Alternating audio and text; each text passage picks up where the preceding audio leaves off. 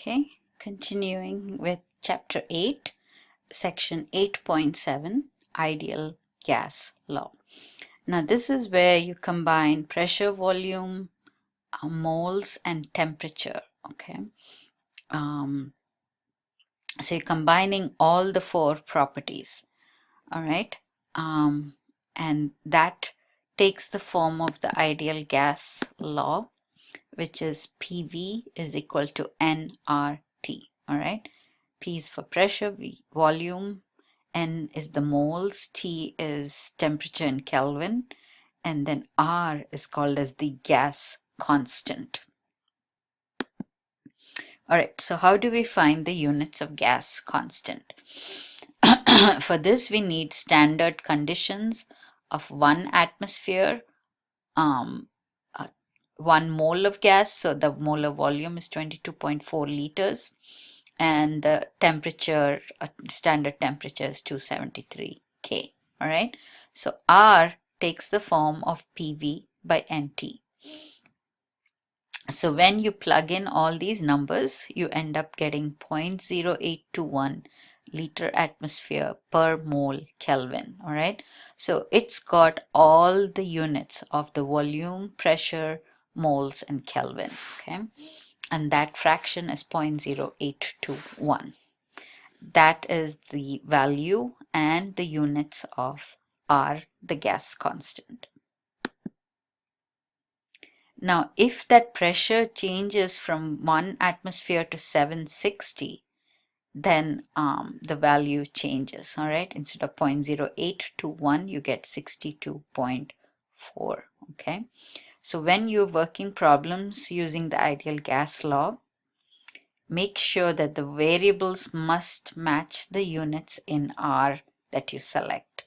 Okay, if the pressure is in psi, it'll be something different. If it is in kilopascals, again, this numeric value will change. So again, when you're using ideal gas law, look at what's given. What do you need to solve for? Rearrange the gas law to solve for the needed quantity. Substitute all the knowns and calculate what is needed.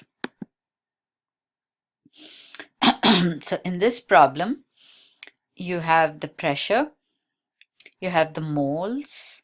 No, it says what is the pressure? You have moles, you have the temperature, and you have volume, and you have the gas constant. So you have to calculate for pressure. So PV is equal to nRT. If you divide both sides by volume, P is equal to nRT by V. N is 0.35, R is 0.0821.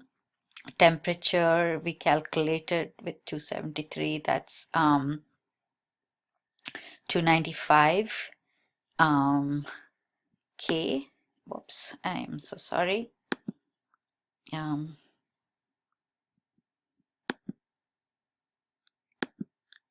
Yeah, it's 295 K, and the volume is 5 liters. So substitute all those numbers and you get 1.7 atmosphere, 1.70 atmosphere. So again, to summarize, the units of R are liter atmosphere mole Kelvin when the pressure is in atmosphere. If the pressure is in millimeters of mercury, it becomes 62.4.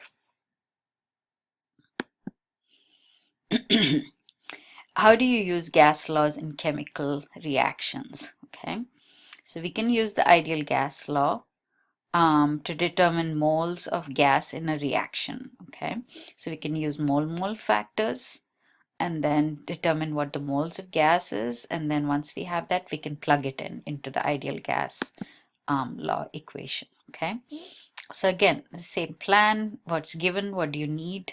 Write up a game plan, write up the conversion factors, mole factors, then set up the problem and solve for the unknown. Okay, so here you have nitrogen and hydrogen forming ammonia. How many liters of ammonia can be produced? So at 0.93 atmosphere, 24 degrees centigrade from a 16-gram sample of nitrogen gas. So you have to convert the grams of nitrogen divided by the molar mass into moles of nitrogen. All right, then use the mole ratio to convert it into moles of ammonia, and then into liters of ammonia, and then use the ideal gas law to solve for use the ideal gas law, okay, to solve for liters of ammonia. Once you have the moles of ammonia, you can plug it into the ideal gas law to solve for liters of ammonia. All right, so 16 grams of nitrogen divided by molar mass gives you moles, and then 1 mole of nitrogen is 2 moles of ammonia according to the balanced equation. So that comes out to be 1.14 moles of ammonia.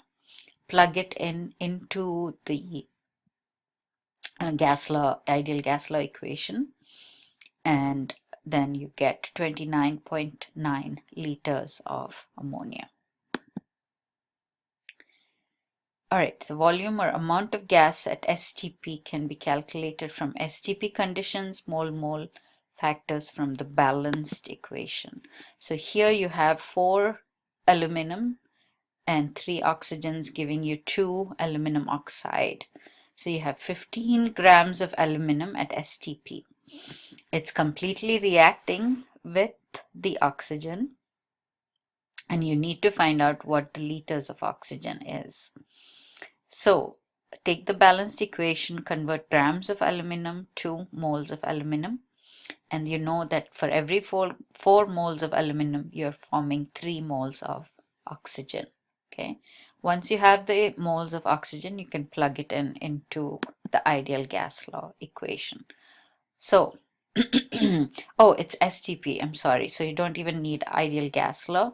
You just need the molar volume, because 1 mole of oxygen is 22.4 liters. Okay, so you get 9.33 liters of oxygen. All right, we'll stop here.